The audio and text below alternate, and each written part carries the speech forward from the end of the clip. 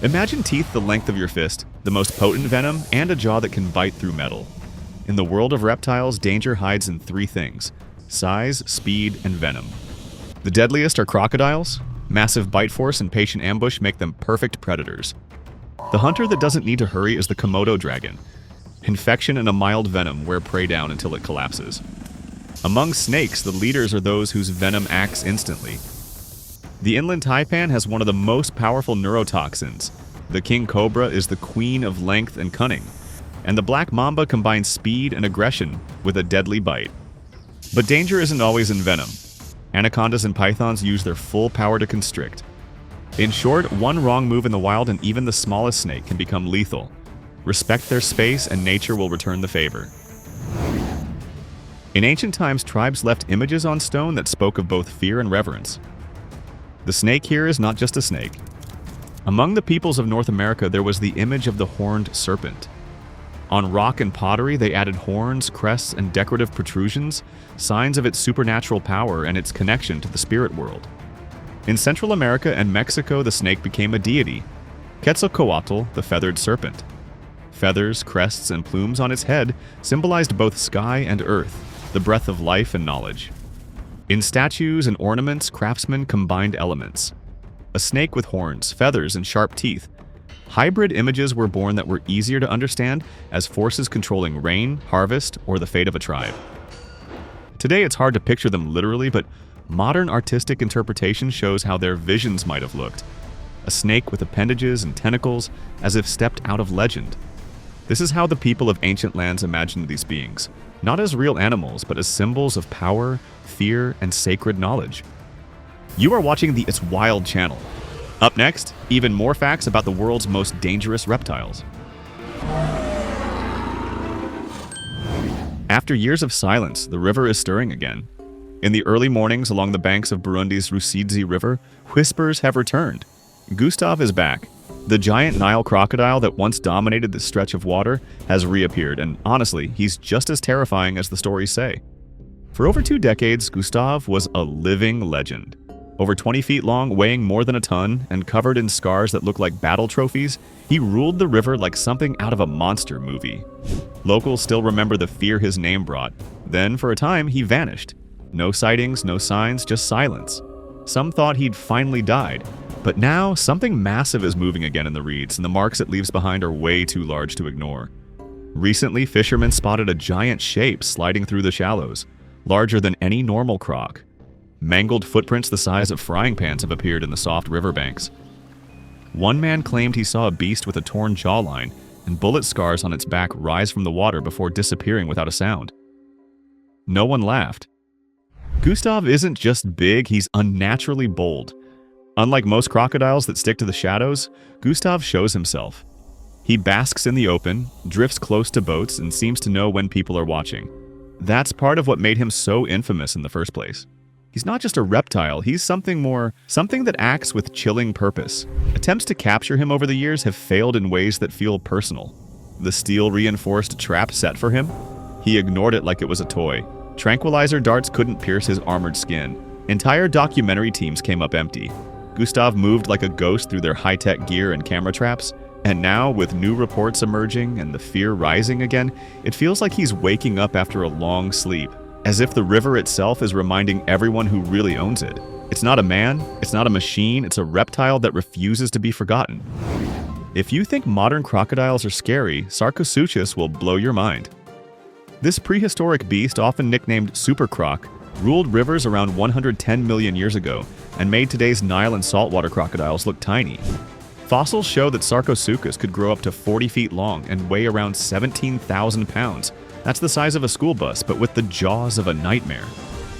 Its skull alone stretched nearly 6 feet, lined with over 130 teeth built not just for fish, but for anything that wandered too close. Scientists believe Sarcosuchus was not just an ambush hunter like modern crocs. With its colossal size and strength, it likely battled massive dinosaurs at watering holes, dragging them under with terrifying ease. Its armor-like skin, tail built for sudden bursts of speed, and crushing bite force made it an apex predator, unlike anything alive today. The first real Sarcosuchus fossils were discovered in the Sahara Desert, a place that was once a lush prehistoric swamp. Finding its remains, there was like uncovering the bones of a dragon. Imagine something that could take on a dinosaur and win. That's what this creature was built for. And just like movie monsters that never die, Sarcosuchus has inspired pop culture, making appearances in documentaries and even inspiring creatures in films like Jurassic Park. When paleontologists reconstructed its full skeleton, they realized modern crocodiles are just a shadow of what used to roam the planet. The thought of Sarcosuchus slipping silently beneath ancient waters is chilling. It's the kind of predator that could have made even the mighty T-Rex think twice before stepping too close to the riverbank. After the dinosaurs vanished, the world didn't suddenly become safe. In fact, a new monster emerged in the steaming rainforests of ancient South America, Titanoboa. This was not your ordinary snake. This serpent could reach over 40 feet in length and weigh more than 2,500 pounds, as heavy as a small car. To put that in perspective, Titanoboa was longer than a bus and thick enough to look like a living pipeline winding through the jungle. Discovered in a Colombian coal mine, Titanoboa fossils shocked scientists. They revealed a snake that lived in an age when the Earth was far hotter and wetter than today. Its size wasn't just for show, it was a perfect predator, capable of ambushing massive crocodiles, giant turtles, and anything else unlucky enough to cross its path. It would coil around its prey with bone-crushing strength, squeezing with a force strong enough to snap ribs and collapse lungs in seconds. What's even more terrifying is how silently such a creature could have moved. Like modern boas, Titanoboa probably spent much of its time lurking in shallow water, blending perfectly with its environment until it was too late for its prey. In today's world, nothing on land even comes close to this level of reptilian dominance. Titanoboa has become a pop culture icon, even inspiring fictional snakes in movies like Anaconda. But the truth is even more chilling than fiction. Knowing this snake was real, that something so massive once slithered through ancient swamps, is a reminder that Earth's history is full of creatures that would make us rethink our spot on the food chain. If Titanoboa were alive today, even the biggest anacondas would seem like harmless garden snakes. Long before humans arrived on the Australian continent, it was ruled by a monster straight out of a survival horror game. Megalania, a giant monitor lizard, could stretch over 20 feet long and weigh more than 1,000 pounds. It wasn't just Australia's top reptile predator, it was the continent's top predator, period. This creature was the prehistoric cousin of today's Komodo dragon, except honestly much, much bigger, faster, and deadlier. Megalania likely hunted massive marsupials like Diprotodon, a giant wombat-like creature, and could easily overpower them with its brute strength and crushing bite. There's strong evidence it had serrated teeth and possibly venom glands, just like modern varanids.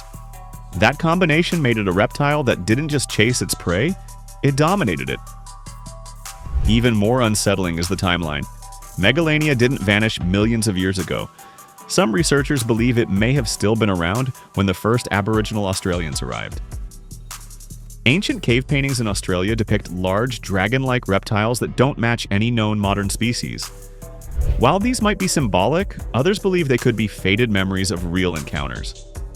The idea that people may have once crossed paths with Megalania adds a whole new level of awe and fear. This wasn't just a big lizard, it was a land predator that could stare a grown adult in the eyes. If it were alive today, it would make Jurassic Park's raptors look like lizards at a pet store. Even now, the Australian wilderness has its secrets. There are occasional reports of oversized monitor lizards moving through remote bushlands. Nothing confirmed, of course, but the legend of Megalania continues to creep just under the surface, and like the beast itself once did, waiting to strike. In 1957, a quiet stretch of the Norman River in Queensland, Australia, became the stage for one of the most jaw-dropping claims in reptile history. According to locals and the woman who supposedly shot it, a crocodile nicknamed Chris the Savannah King. This beast measured over 28 feet long. That's nearly the length of a telephone pole and far beyond any scientifically confirmed crocodile size to date. Chris was reportedly taken down by Polish-born hunter Krystyna Pawlowski, who said the crocodile had been stalking livestock and terrifying nearby communities. When the body was measured, jaws hit the ground. No crocodile before or since has reached that length, at least not on record. A life-size replica of the croc still stands in the town of Normanton today, attracting tourists and raising eyebrows. But here's where things get complicated. There are no photographs of the actual event, and the original skull or body were never preserved. That's led some to believe the story was exaggerated or mistaken. Still, multiple people from the time backed up the story, and the legend stuck. Could there have been a truly monstrous croc hiding in Australia's northern rivers that simply never got studied? It's not impossible. The region is still one of the wildest in the world. Even if the exact size remains debated, what makes Chris unforgettable is the idea that such giants might still be out there, hidden in the remote swamps of Queensland. Australia has a way of keeping secrets. And if a 28-foot saltwater croc once existed, it could happen again. Chris the Savannah King sits right at the edge of legend and reality. A reptilian mystery that continues to challenge what we think is possible, and if the story is true, it wasn't just the biggest crocodile ever seen. It was the king of all reptiles. Forget everything you think you know about crocodiles. Now picture one that didn't lurk in swamps but walked on dry land, on long legs with a skull built like a predator from Jurassic Park. That was Rarest, a 6-meter-long terror from prehistoric South America. It wasn't a true crocodile by modern standards, but a member of a terrifying extinct group called cebichids. And unlike today's ambush-hunting reptiles, this beast chased down its prey like a land predator. Rarest stood nearly 7 feet tall at the hip and had a deep, narrow skull filled with dagger-like teeth. Unlike flat-snouted crocs that clamp and drown, Rarest was designed to bite, rip, and keep biting. Scientists believe it roamed the forests and plains in search of large mammals, moving more like a pack-hunting carnivore than a sluggish reptile. It's often compared to wolves or big cats in how it might have behaved, except it was a cold-blooded nightmare. Fossils found in Venezuela show a predator adapted to dominate an entirely different world than swamps and rivers. Its legs were positioned beneath its body, not sprawled to the sides like modern crocodiles, giving it speed and mobility. Its jaws weren't just strong, they were precise. This wasn't a brute waiting in the mud. This was a tactical killer that knew how to chase. And the most haunting part? It wasn't alone. Rarest was one of several land-walking croc relatives that ruled South America before big cats arrived. These reptiles blurred the line between lizard and lion, reptiles that moved like mammals but struck like monsters. In terms of horror movie potential, Rarest might be one of the most underrated predators in prehistoric history. A land-crawling, sprinting, slicing croc with no fear of the water. It didn't wait for food to come to it, it ran it down. On a few isolated islands in Indonesia, one of Earth's last real dragons still walks. The Komodo dragon doesn't breathe fire, but honestly, it doesn't need to. With serrated teeth, venomous glands, and the strength to take down animals 10 times its size, it's as close as we come today to a living, breathing monster. Adults can grow over 10 feet long and weigh around 150 to 200 pounds. And, you know, they don't just look dangerous, they are. The Komodo dragon has a hunting style straight from a nightmare. It sneaks up with shocking speed, lunges with its jaws, and delivers a venom-loaded bite. That venom doesn't kill instantly, but it causes blood pressure to drop and prevents clotting, meaning whatever's been bitten is going down soon. Then the dragon follows its victim at a slow, steady pace until it collapses. This patient, lethal behavior is one of the reasons Komodos are such efficient hunters. They've taken out buffalo, wild boar, and even large deer with this cold, calculated method. They're also scavengers and cannibals. Nothing is wasted. Hatchlings climb trees immediately after birth just to avoid being eaten by their own kind. As young dragons mature, they become bold and territorial. A fully grown Komodo doesn't back down from much, and, honestly, few animals on the islands dare to challenge them.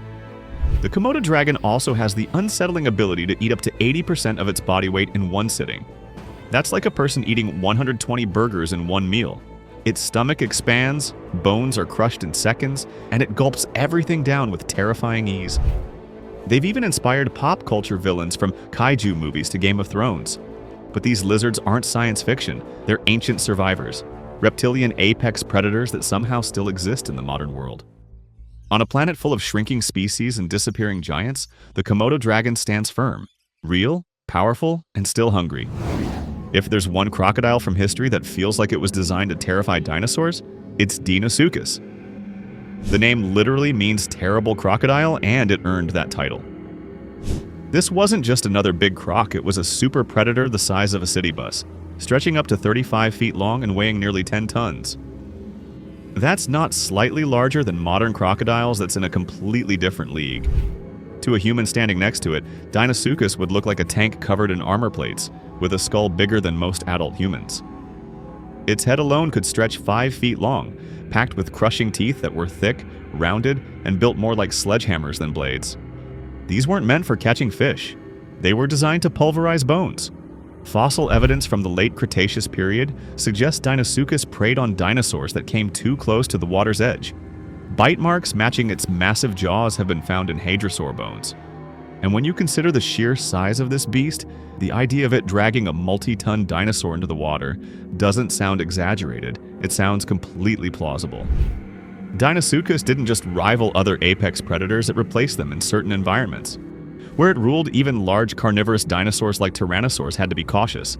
It was stealthy, deadly, and absurdly strong.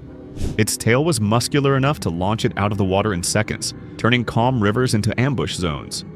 If it were alive today, standing beside it would feel like standing next to a moving boulder, one with teeth and a mind built for hunting. Modern saltwater crocodiles are giants by today's standards, but next to Deinosuchus, they'd look like babies. Not every massive reptile is terrifying, but they're all impressive. The leatherback sea turtle is a gentle ocean giant that still swims through our seas today. It holds the title of the largest living turtle, with adults regularly reaching lengths of over 7 feet and weighing up to 2,000 pounds. That's heavier than a grizzly bear, and this turtle swims. Unlike its hard-shelled cousins, the leatherback's back is covered in a thick, leathery skin with ridged lines, giving it an almost prehistoric look. In fact, leatherbacks have barely changed in the past 100 million years. They're living relics from a time when reptiles ruled both land and sea. What makes this turtle so incredible isn't just its size, it's how far it travels. Leatherbacks migrate thousands of miles across the open ocean, diving to depths of over 4,000 feet in search of jellyfish, their main food. They're perfectly adapted for deep dives with flexible shells and lungs that compress without injury. Few animals, even fish, can match them in these extreme conditions. And despite their bulk, leatherbacks move through the water with grace. Their front flippers can grow as long as human arms and generate powerful strokes that push them across vast ocean currents. These turtles are so strong and hydrodynamic that they've been tracked swimming from Indonesia to the US, West Coast and back again. Seeing a leatherback up close is unforgettable. It's not just the size, it's the calm, almost ancient presence they carry. They've outlived the dinosaurs, survived climate shifts, and crossed oceans longer than humans have existed. And they're still doing it today, one of the last giants we can see, alive and moving in the wild. In the rain-drenched jungles and river systems of ancient South America, a monster once ruled the waters, Purosaurus. This prehistoric caiman was one of the largest crocodilians to ever live, a reptilian juggernaut, stretching over 40 feet long and weighing an estimated 18,000 pounds. That's double the size of a modern saltwater crocodile. To anything else in its ecosystem, Purosaurus wasn't just a predator, it was the boss. Its skull, more than 5 feet long, was built for sheer crushing power. Paleontologists estimate its bite force could exceed 15,000 pounds, enough to snap bones like twigs and shatter massive prey with one chomp. Fossil studies suggest it preyed on giant turtles, massive fish, and even ancient mammals like ground sloths and early ungulates that came too close to the water. But Purosaurus wasn't some slow, sluggish beast. Its body was shaped for control. With a massive tail and deep-set eyes, it could sit perfectly still for hours, waiting for just the right moment to strike. Then, like a living battering ram, it would explode forward, jaws first. What makes this creature even more mind-blowing is how recently it lived, around 8 million years ago. That's practically yesterday in evolutionary terms. It shared its world with animals that looked surprisingly modern. So, while dinosaurs were long gone, Purosaurus was a reminder that the age of monsters wasn't quite over. Its fossils have been found across the Amazon basin, especially in Peru and Brazil, where ancient riverbeds once provided the perfect hunting grounds. If it existed today, no riverbank would be safe. Even boats might think twice about drifting into its territory. Purosaurus wasn't just one of the largest reptiles ever. It was a precision-built machine for domination, proof that in nature, size, strength, and patience can create a predator so perfect, it becomes the legend of its time. Deep beneath the prehistoric waves, there was a predator so terrifying that it redefined ocean dominance. Meet Mosasaurus, a marine reptile that ruled the late Cretaceous seas with brutal efficiency. Stretching over 50 feet long and armed with double-hinged jaws packed with rows of sharp, backward-curving teeth, Mosasaurus wasn't just a swimmer, it was a torpedo with a bite. Unlike dinosaurs, which roamed the land, Mosasaurus was part of a different evolutionary branch, more closely related to modern snakes and monitor lizards. But don't let that fool you.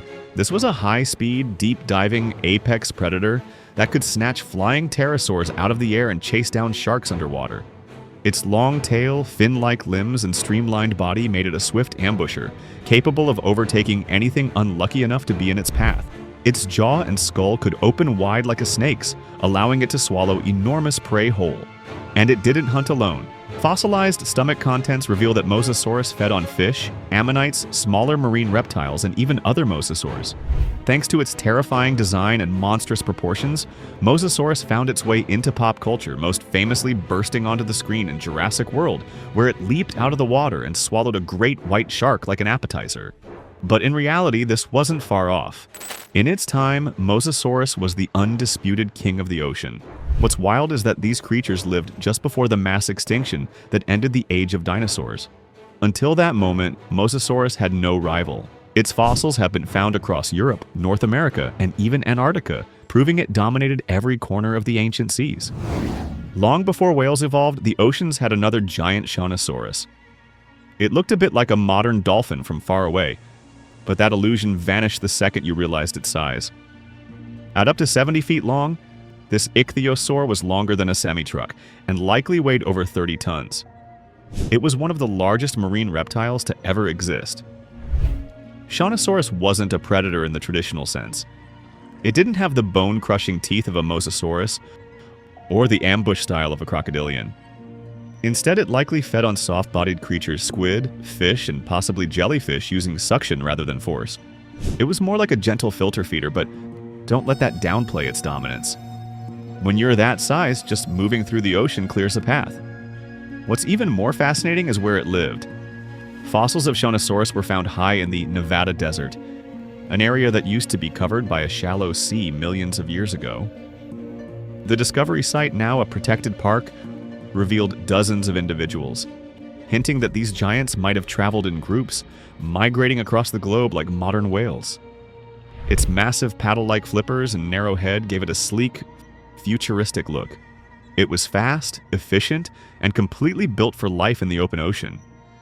And while it may not have been the most aggressive reptile in the sea, it didn't need to be. Its size alone meant there were few things, if any, that would dare challenge it. Shawnosaurus was a true leviathan, a reminder that long before humans charted the oceans, nature had already built its own giants, elegant, massive, and completely alien by today's standards.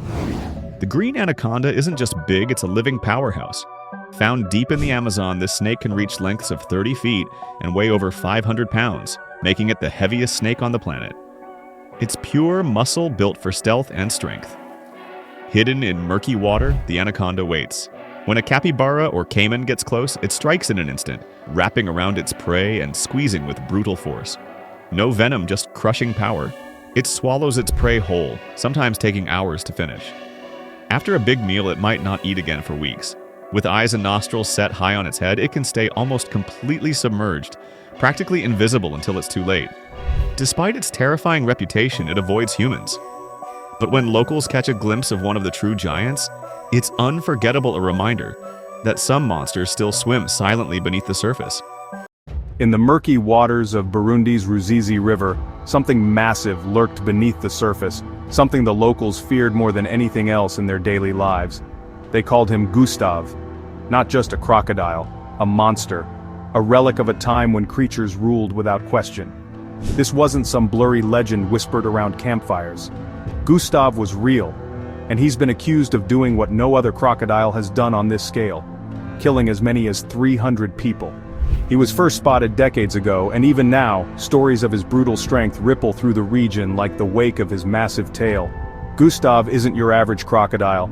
Experts estimate he's over 20 feet long and weighs around a ton, easily one of the largest Nile crocodiles ever documented. His size alone makes him nearly untouchable in the wild. Even other apex predators give him a wide berth. Hunters, they've tried. Bullets have reportedly bounced off his thick, scarred hide. He carries the proof, marks, dents, and a body built like armor. Wildlife experts from across the world descended on Burundi to study and capture him. The most famous effort came from French filmmaker Patrice Fay, who dedicated years to tracking the beast. Cameras were placed, traps were set, but Gustav outsmarted every attempt. He even avoided a steel cage baited with a live goat twice. It's as if he knew, as if he was watching them, not the other way around. No one knows exactly how old Gustav is. Some believe he could be more than 60 years old, and while he hasn't been officially seen in recent years, there's no confirmation he's dead. In fact, locals still report sightings now and then, always at a distance, always with a chilling sense of certainty. You don't confuse a crocodile like that with anything else. What makes Gustav so terrifying isn't just his size, it's the intelligence, the precision, the complete disregard for fear. Most crocs go for easy prey. Gustav goes for people. He doesn't sneak through swamps, he charges. Witnesses say he once pulled an adult bull into the water without even slowing down. That kind of power is nearly unmatched in the animal kingdom.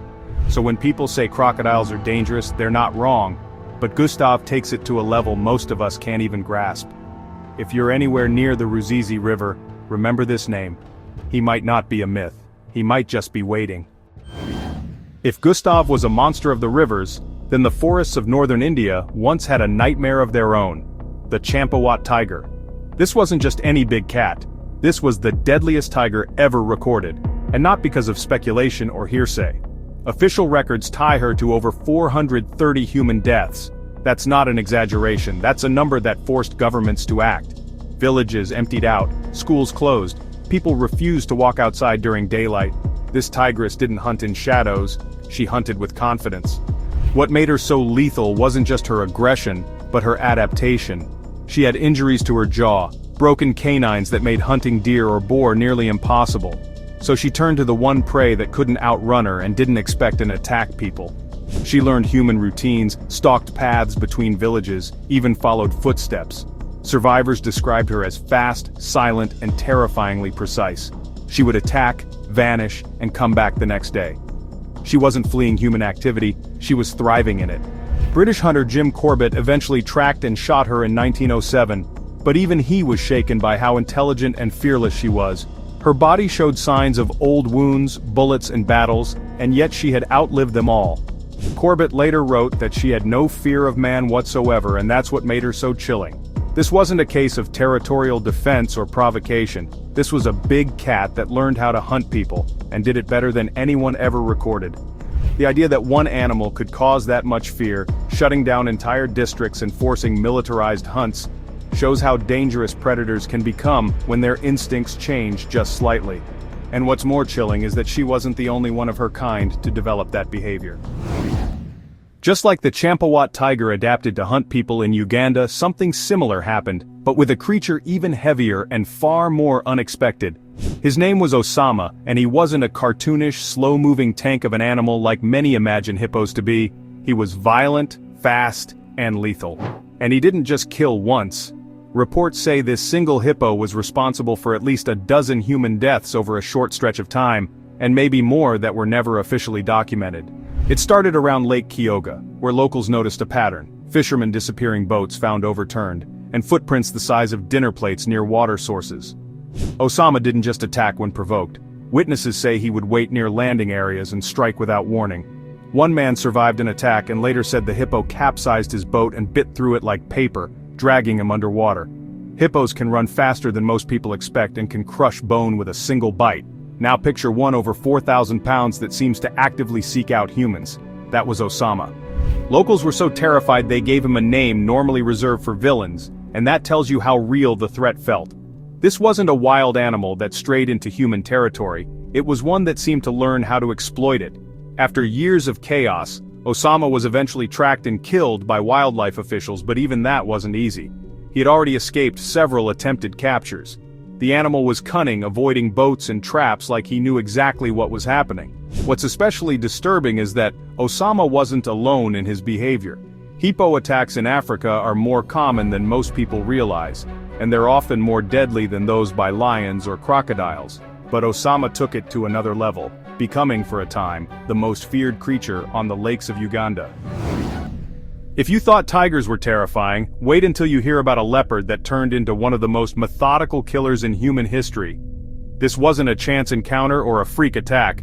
The leopard of Rudraprayag stalked villages in northern India for nearly a decade, killing over 125 people, confirmed.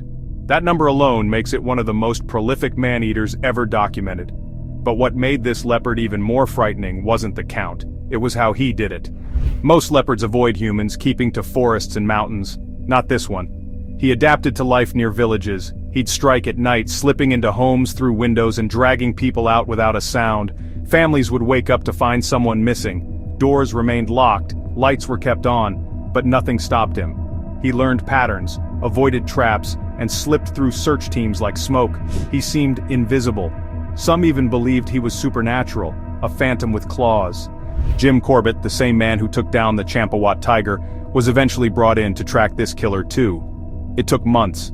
The leopard was elusive, suspicious of any changes to his surroundings, and unafraid of human scent. Even Corbett wrote that this animal was unnervingly intelligent, cautious, and impossible to predict. When he was finally brought down in 1926, it didn't feel like a victory. It felt like surviving something that had no business existing in the first place. And here's the twist. This leopard's killing spree likely began after an outbreak and famine that left many bodies unburied.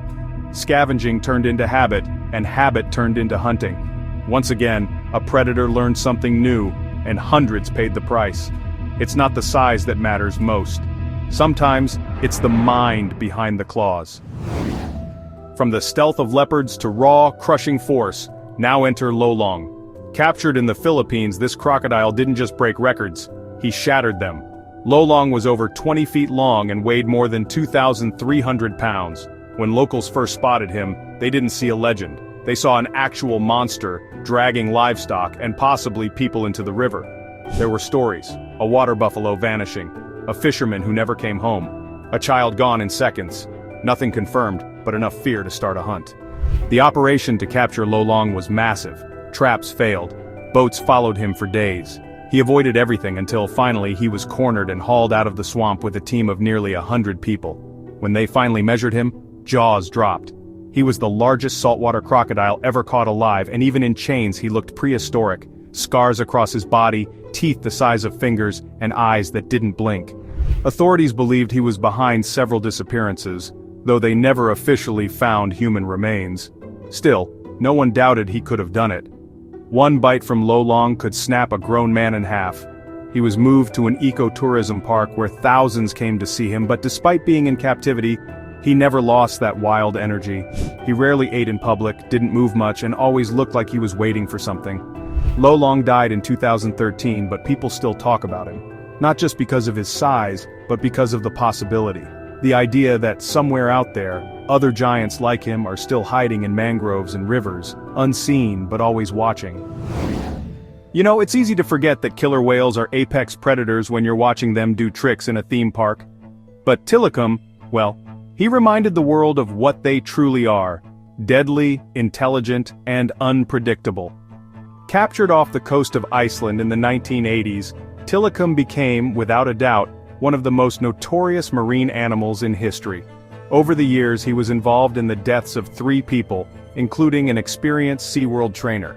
This wasn't just a case of misunderstood behavior. This was an orca that had seen too much. Tilikum spent most of his life in captivity, shuffled between tanks, isolated, and used for breeding. Orcas are social animals, you see. They form complex relationships, communicate across miles, and in the wild, they swim up to 100 miles a day. In captivity, however, Tilikum swam in circles, sometimes floating motionless for hours. Trainers said he was intelligent but moody, and well, when things went wrong, they went fatally wrong.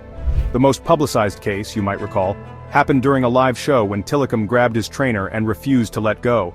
It shocked the audience. It shocked the world. Suddenly, the smiling orca was seen as something else entirely, an animal that had been pushed too far for too long. He wasn't rabid or crazed, no, he was calculated. What makes Tilikum's story so unsettling is that orcas are capable of strategy. They hunt seals by creating waves. They tip over ice floes, they teach their young. And in Tilikum's case, he remembered, that's what made him so dangerous. Not just his size, which was massive even by orca standards, but his memory. In 1898, as the British pushed forward with their Grand Railway project in Kenya, they ran into something they didn't expect: 2 lions that completely derailed the operation. These weren't just hungry predators picking off stragglers. The Tsavo man-eaters, 2 massive male lions, began stalking the construction camps and dragging people out of tents at night. They didn't hunt for survival, they hunted relentlessly, reportedly killing dozens of workers, maybe over 100 by some accounts. What made these lions so terrifying wasn't just their aggression, it was their boldness. They weren't afraid of campfires or noise. They ignored barriers, leapt over fences and learned to evade traps set by experienced hunters.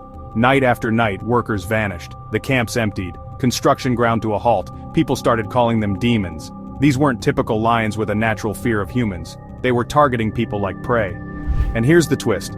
Both lions were maneless, an unusual trait that added to their eerie look and helped them move silently through the brush.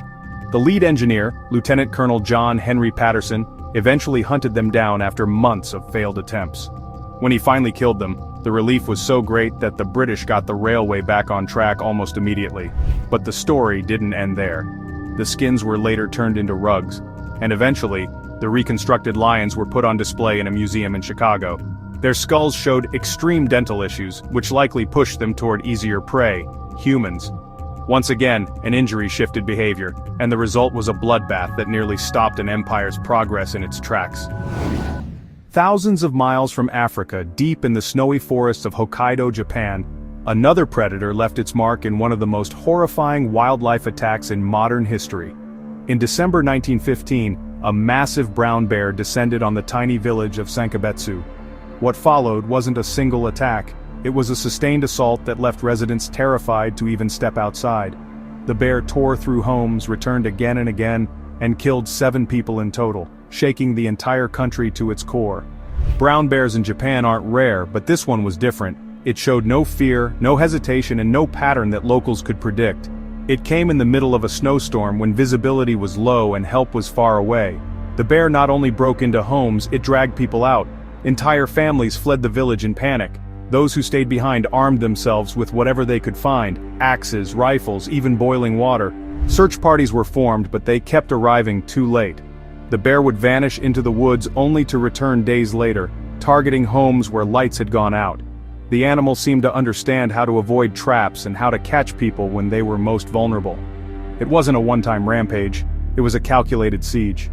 Eventually, an expert hunter known for tracking rogue bears was called in. He found the animal and shot it after a dangerous encounter in the mountains. The bear's stomach contents included human remains, confirming what villagers feared most. It had developed a taste for people. The Sankabetsu incident led to major changes in how rural communities in Japan dealt with wildlife threats, and it remains a chilling case that's still taught in Japanese schools today.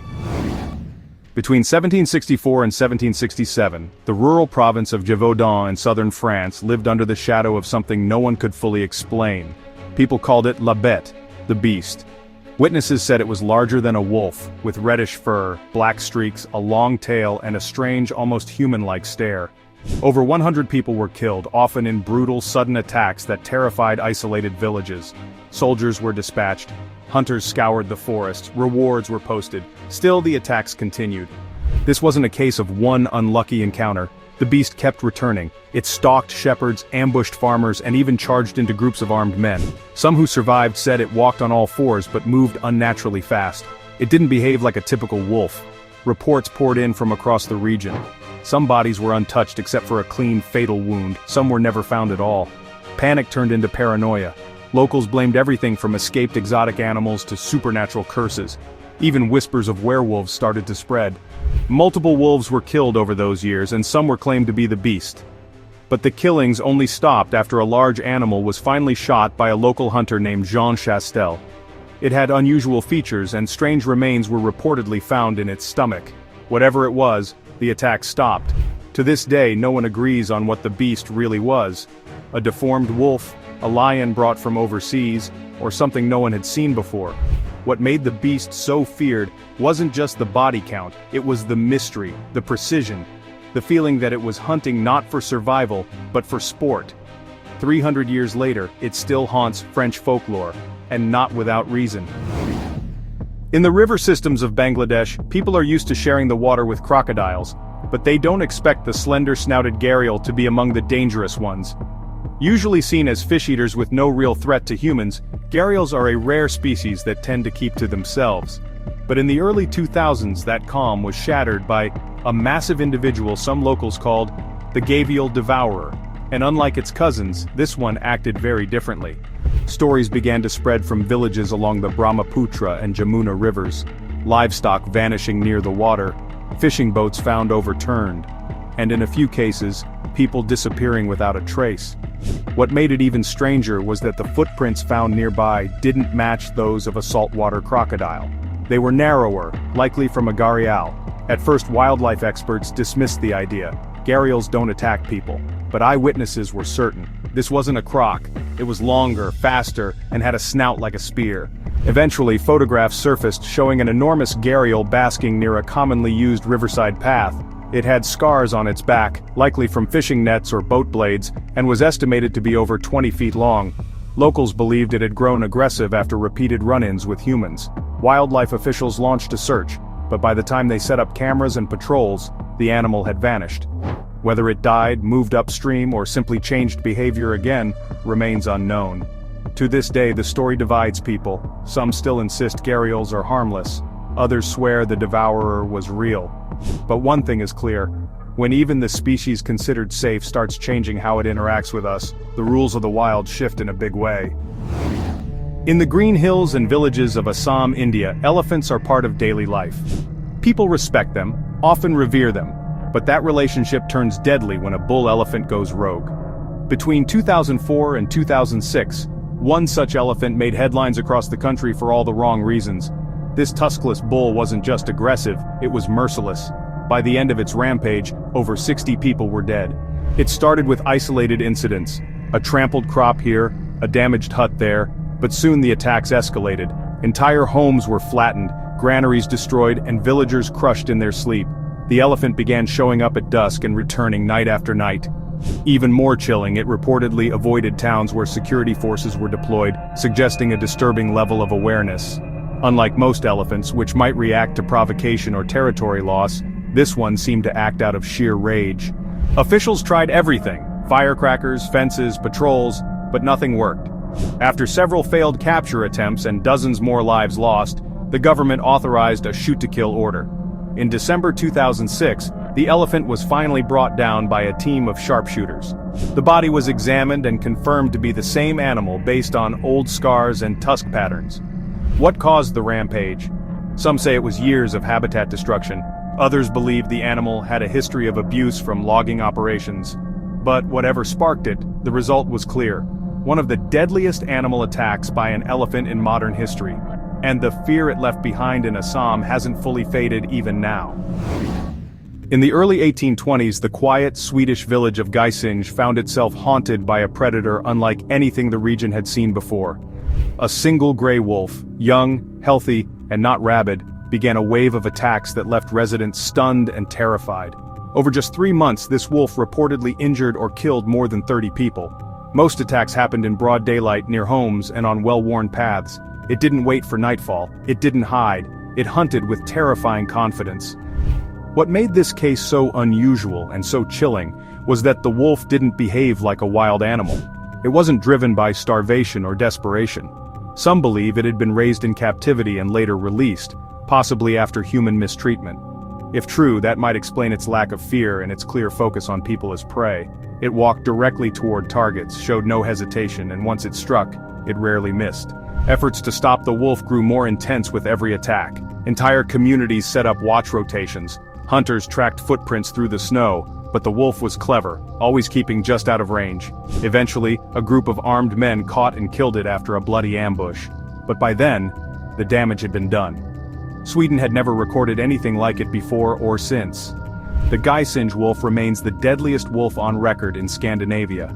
A reminder that even in cold, quiet forests, danger can come in the form of something as seemingly ordinary as a wolf, but with instincts twisted in the wrong direction.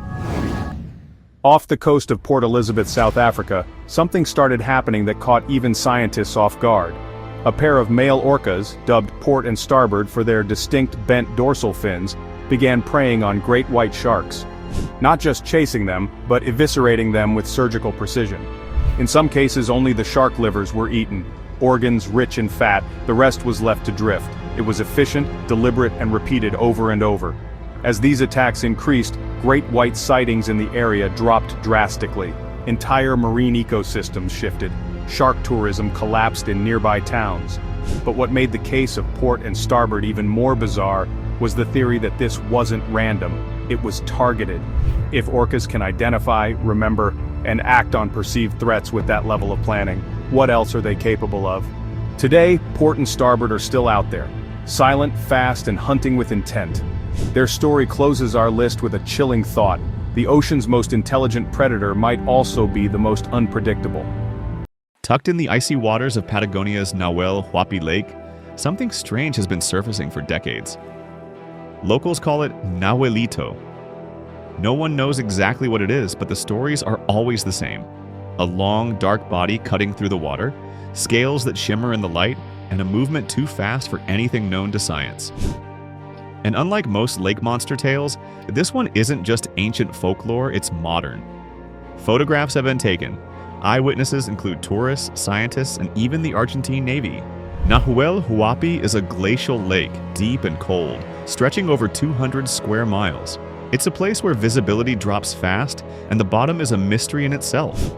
The first written account of Nahuelito came in the early 1900s, when a settler described a huge, serpent-like creature thrashing near the surface.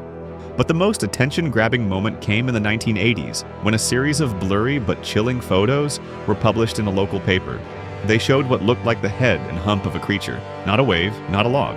It sent a ripple across Argentina.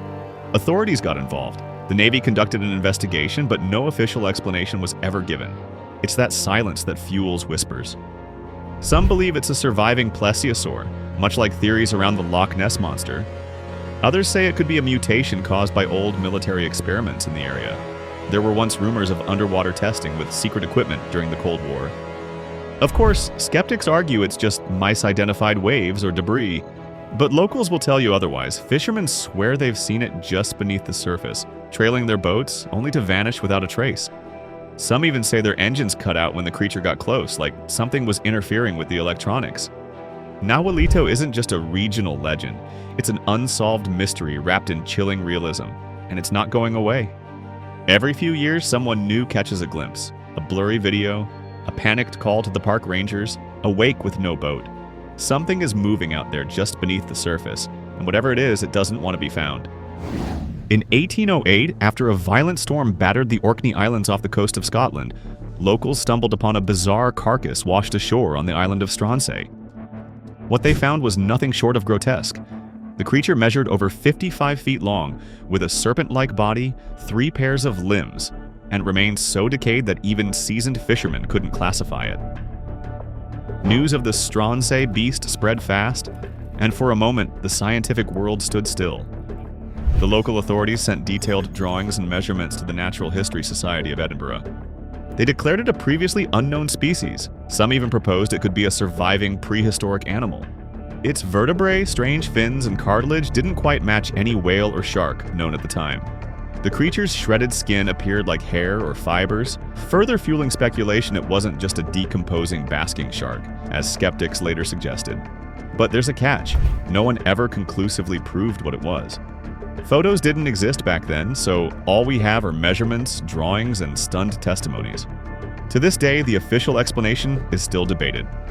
While mainstream biology chalks it up to a misidentified basking shark in advanced decomposition, others argue the proportions and structure just don't line up. Some cryptozoologists believe the Stronsay beast might have been something the ocean had kept hidden until it was forced to the surface by a storm. No body was preserved, no DNA was taken, just documents, drawings, and one massive question mark. If something that size went unnoticed for so long, what else might be lurking in the cold waters of the North Sea? Everyone remembers the Fiji mermaid as a sideshow gimmick, a grotesque mummified figure that looked like the unholy fusion of a monkey and a fish, propped up behind glass and paraded around by showmen like P.T. Barnum. And yes, the original artifact was a fabrication, stitched together from different animals by clever hands in 19th century Japan. But here's where it gets weird. Barnum didn't invent the idea. He simply cashed in on a rumor that had been circulating long before. Sailors returning from the South Pacific had reported seeing strange beings in the water, small, pale creatures with human-like faces and fins. Some claimed they'd been lured by haunting melodies or flashes of silver near the surface. A few even brought back crude sketches, showing mermaid-like shapes with elongated arms and bony torsos. These weren't Disney-style sirens. They were unsettling, skeletal, and always just out of reach. One naval officer in the 1700s described pulling a strange carcass onto a ship off the coast of Indonesia, small, curled, and decaying quickly. It was thrown back, but the memory lingered. And when Barnum's mermaid appeared, it fit too closely to descriptions already in circulation. So was the Fiji mermaid a total fraud? Absolutely. But was it inspired by something real? That's harder to dismiss. Cultures around the world, Japan, West Africa, the Caribbean, all speak of sea spirits that resemble these twisted, half-human creatures. And if even one sailor truly saw something strange flicker beneath the waves, the hoax may have only amplified a truth the ocean has yet to give up. Miles below the surface, in the pitch-black layers of the deep sea, there's a predator with a face so alien it looks straight out of Stranger Things. The deep-sea lizardfish isn't a legend, a hoax, or a one-time sighting. It's a real, living creature that few people even know exists. And once you've seen its translucent skull and razor-like teeth, it's impossible to forget. This predator doesn't roam in packs or chase prey like sharks. It lies perfectly still, buried just beneath the sediment, its body blending into the seafloor. When something swims by, too close to notice what's watching, it strikes with terrifying speed, impaling its prey on backward-facing teeth that trap victims like barbed wire. Its skull is semi-transparent. You can see parts of its brain and internal structure glowing under deep-sea submersible lights. That's not just weird, it's biologically efficient. The transparency helps it remain invisible in the low-light zones of the deep. It's not just about hiding, it's about being unseen. These fish can survive immense pressure and near-freezing temperatures, which is why they're only spotted by research vehicles diving to extreme depths. The footage scientists have captured is haunting. The lizardfish turns its head just slightly toward the camera, jaws half open, and suddenly it's clear. This is not a fish you'd ever want to meet on a dive. It's not huge, usually about 2 feet long, but the design is pure nightmare fuel. A relic from an era when survival meant evolving into something unrecognizably deadly. It's real, it's out there. And it reminds us how little we truly know about the world just beneath our feet. In the misty fjords of eastern Iceland, a long, twisting shape is said to haunt the waters of Lake Lagerfljót. It's not a myth tucked away in some ancient saga. This creature, known as the Lagerfljót worm, was allegedly caught on camera in recent years. A viral video taken by a local woman shows something writhing just beneath the surface, like a snake made of glacial water and shadow. It moves with a slow, serpentine rhythm, impossible to look away from and impossible to explain. The story goes back centuries. The oldest written record of this creature appears in manuscripts from the 1300s, where it's described as a giant worm-like being that terrorized nearby farms and was almost impossible to kill. Unlike Scotland's Loch Ness Monster, this one isn't just passive. It's said to have caused floods and destroyed crops. Locals say its body is longer than a bus, with a head that breaks the water before vanishing below. Skeptics naturally argue the video shows nothing more than floating debris snagged on a fishing line. But others, including Icelandic folklore experts and independent researchers, say the motion is too organic, too fluid to be wood or ice. And in a place like Iceland, where geothermal activity stirs the earth and strange things often rise from below, it's not hard to believe something ancient might still be stirring in the depths. What gives the Lagerfljót worm its mystique isn't just the legend. It's the cold, wide lake, the eerie calm, and the fact that a country known for its lava, glaciers, and sagas still whispers about this one creature like it's not quite fiction. Even now you can visit the lake, and some days the water moves in ways that no one can quite explain. It sounds like a cartoon nickname, Cookie Cutter Shark, but there's nothing funny about what this little terror does. Living in deep tropical waters around the globe, this shark doesn't hunt in packs or swallow prey whole. Instead, it leaves behind perfect circular wounds that look like someone used a power tool on living flesh. The cookie cutter shark is less than 2 feet long, but has jaws that operate like a mechanical drill. Its bottom teeth are large, triangular blades. It swims up to a target, often a whale, a dolphin, or even a nuclear submarine, and latches on. Then it twists. One clean chunk of flesh is removed, leaving behind a wound that's shocked marine biologists for decades. Even seals and large fish have washed up with these creepy scars, and at one point, military vessels mistook the damage for enemy sabotage. Scientists didn't fully understand how it worked until they captured one on camera. Turns out the shark uses glowing spots on its underside to mimic small fish, luring predators close. When a whale or shark gets too curious, snap. It takes a bite and darts off into the blackness. It's one of the rare animals that feeds on creatures far bigger than itself without needing to kill them. A slow-motion parasite in the open sea. And just knowing something this small, this precise, and this aggressive is out there, it makes the idea of falling into deep water even more uncomfortable. In the murky waters of the Amazon basin, there's a predator that lives up to its nickname, the vampire fish. Officially called the payara, this silver torpedo-shaped killer is built for one thing: impalement. Its two lower fangs can grow up to 6 inches long and are so sharp, the fish has holes in its upper jaw just to sheath them. This isn't some ancient relic hidden away in the deep. People catch these things. Anglers along the Amazon River sometimes pull them out of the water in disbelief. They thrash violently, their jaws snapping like scissors, and if you're not careful, you'll get shredded. There's even footage of them piercing through baitfish in a split second, leaving behind nothing but torn scales and silence. The payara hunts in fast-moving currents, which makes it even scarier. You won't see it coming. It uses its enormous fangs to stab prey, usually smaller fish, before swallowing them whole.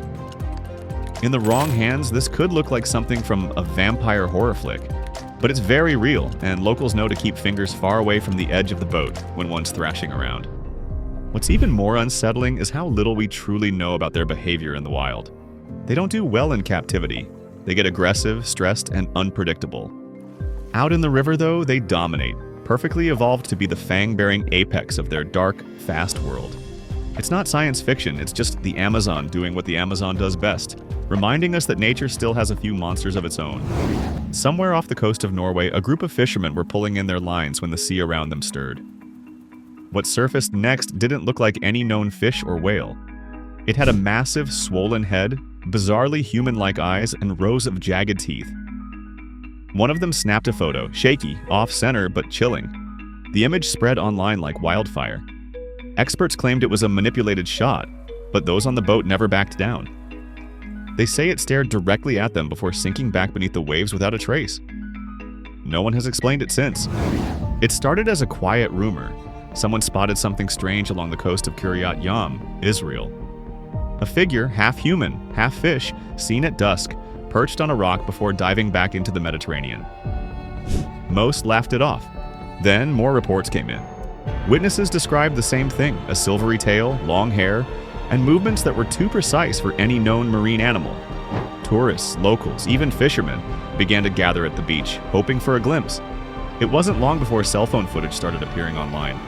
The videos were shaky and distant, but some clips clearly showed a humanoid shape breaching the waves before disappearing. The buzz grew loud enough that the local council stepped in with a reward. A real public bounty of $1 million for anyone who could bring irrefutable proof of what people were seeing. That wasn't just marketing, it was desperation to understand what had turned their beach into a phenomenon. News outlets from around the world showed up, and for weeks, Kiryat Yam became a hotspot for curiosity seekers, cryptid hunters, and camera crews. Biologists suggested it was likely a misidentified seal or dolphin, distorted by distance and lighting. But that didn't explain the eerie consistency of the reports, nor the intelligence in the creature's gaze described by so many. Some said it was an illusion. Others whispered that it was something ancient that had returned to the surface. The sightings eventually slowed, but to this day, no one ever claimed that reward. Whatever it was, it left behind more questions than answers, and a coastline forever changed by mystery. Off the coast of Baja California and deep into the Pacific, fishermen have long spoken of creatures with glowing skin and violent strength. They're not exaggerating. The Humboldt squid, known as red devils, are some of the most aggressive and unpredictable predators in the ocean. Reaching lengths of over 6 feet, they travel in packs and communicate through pulses of color flashing across their bodies like neon lightning. That alone would be strange, but it's their behavior that chills people most. Divers who've encountered them at night describe being surrounded, swarmed, and even attacked. Cameras have been ripped off rigs. Equipment has been yanked away. One diver reported being grabbed by the arm and pulled downward before managing to break free. These squid have barbed suckers strong enough to tear skin and beaks sharp enough to slice through bone. And they're not just aggressive, they're strategic. In some cases, they've even been observed working together, targeting prey in coordinated bursts. Some scientists believe the violence is triggered by artificial lights or sudden movement, but there's no full explanation. What's even stranger is their intelligence. The Humboldt squid has a brain-to-body ratio similar to dogs. They solve problems, change behavior quickly, and adapt in real time. In other words, they think, and that makes them even more dangerous. Despite attempts to study them, many researchers now approach with extreme caution or not at all. Because once a swarm of Humboldt squids surround you in pitch-black water, even the bravest realize they're not in charge anymore. Down there, it's the Red Devils who run the show. Far out in the Gulf of Mexico, an oil rig's deep-sea camera captured something that still baffles experts. As it scanned the pitch-black waters thousands of feet below the surface, a massive, ribbon-like creature drifted into view. It moved slowly, twisting in eerie loops, its translucent body stretching what looked like 30 or 40 feet, maybe more. The video hit the internet fast. Was it a new species? A sea serpent? Some called it CGI. But marine biologists had another idea. It might be a type of deep-sea jellyfish called Stygiomedusa gigantea, a creature so rare it's only been seen a handful of times on camera. Still, there was something off. The creature didn't move like a jellyfish. Its body wasn't pulsating, and it seemed to drift with a purpose. Some speculated it was a siphonophore or giant oarfish. Others weren't so sure. The footage was grainy but real. NOAA scientists confirmed it came from a real oil platform. Some conspiracy theorists even claimed the video was pulled offline quickly, though copies remain floating around the darker corners of the web. The Gulf is home to some of the planet's strangest marine life. It's also home to mystery. Whether it was a known species or something truly new, that sea serpent video remains one of the most chilling deep-sea encounters ever filmed. It didn't thrash, it didn't flee, it just hovered like it knew it was being watched. In the early 1950s, something washed ashore on Canvey Island, a quiet spot along England's Essex coast. Locals who found the body were stunned. It had thick reddish skin, a bulbous head, 2 legs with feet, and no arms. It looked almost human, but with a fish-like twist. Authorities quickly removed the corpse, and photos from the time are rare, but those who saw it never forgot. Then, less than a year later, it happened again. A second carcass appeared, larger this time, with similar features. Again, officials took the body and released no formal findings. All that remained were secondhand descriptions and whispers of a cover-up. Scientists speculated it was a type of anglerfish or ray, distorted by decomposition. But that didn't sit right with the people who saw it up close. They said it looked too complete, too intact, too upright. To this day, no official species has been linked to the Canvey Island monster. No preserved specimens, no autopsy reports. Some say it was a deep-sea creature displaced by unusual tides or a freak mutation. Others lean into conspiracy, secret military experiments, genetic tests, or even something that didn't come from Earth at all. Whatever the truth, Canvey Island's quiet beaches hold one of the strangest footnotes in cryptozoology. And if the second one washed up just months after the first, who's to say there aren't more out there, still swimming? It looks like something out of a lost world. Thick scales like armor, a snout filled with rows of needle-sharp teeth, and eyes that never blink. The alligator gar is real, and it still swims through rivers across the American South today. Growing over 8 feet long and weighing more than 300 pounds, it's one of the largest freshwater fish in North America. And when you see one breach the surface, it's hard to believe you're not looking at a dinosaur's cousin. Despite its terrifying appearance, the GR doesn't actively hunt humans. But it doesn't need to. Just seeing one up close is enough to make your heart skip. The teeth are designed to grip slippery prey, usually fish. But there are stories of them snapping fishing lines, biting through nets, even lunging when startled. Anglers have pulled these monsters from rivers like the Mississippi and Trinity, sometimes mistaking them for logs until they start thrashing. What's even more bizarre is how little they've changed over time. Fossil records show alligator gar have existed in almost the same form for over 100 million years. They've survived ice ages, floods, and everything in between. Their eggs are even toxic to most predators, including humans. Despite their fearsome reputation, alligator gar are protected in many states because of declining populations. But they still haunt muddy waters and shallow bays, silent, ancient, and totally indifferent to the modern world around them. If there's any fish that deserves the label living fossil, this is it. Sailors aboard Japanese research vessels started reporting it years ago, a pale figure gliding silently beneath Antarctic waters. They called it the ningen, which simply means human in Japanese. But this wasn't a diver or a whale. According to those who saw it, the creature was massive, nearly 100 feet long with smooth white skin, no visible facial features except for 2 eyes, and limbs that looked disturbingly human. The first public mention of the Ningen came from an alleged leak in a Japanese science journal. The article suggested that research teams had filmed the creature and were ordered to keep quiet. Of course, official agencies denied everything. But as more accounts trickled out, from sailors, fishermen, even satellite imagery people began to wonder if there was truth buried beneath the ice. Some blurry photos and grainy videos have surfaced over the years. In one, something large and white glides just beneath the ice shelf. It doesn't move like a whale. It doesn't thrash or dive. It just drifts, slow and steady, almost watching. Some theorists believe the Ningen is a new form of sea mammal, evolved in total isolation. Others think it's something far stranger, a remnant of a forgotten era, or maybe not an animal at all. Japan's government has never issued an official statement on the Ningen, but the sightings haven't stopped. And when it comes to the freezing waters at the bottom of the world, we still know very little. Whatever's out there, it may be watching from just beneath the ice, waiting for the next curious lens to catch it on camera. Off the coast of British Columbia, sightings of a mysterious sea creature have persisted for over a century. Locals call it Caborosaurus, or Caddy for short. Witnesses describe a serpent-like body up to 50 feet long, with a horse-shaped head and humps that rise and fall through the waves. Fishermen, ferry passengers, and even military personnel have reported seeing it glide silently near the surface before vanishing into the deep. One of the most compelling pieces of evidence came in 1937 when whalers pulled a strange carcass from a sperm whale's stomach. The remains had fins, a long neck, and a reptilian appearance. Photos were taken, but the body was lost. Skeptics say it was just a misidentified eel or decomposing shark, but the consistency of reports says otherwise. With so many sightings across generations, Caborosaurus remains one of the ocean's most enduring and mysterious legends. That's about it. Which creature scared you the most? Write in the comments, and don't forget to check out our other videos.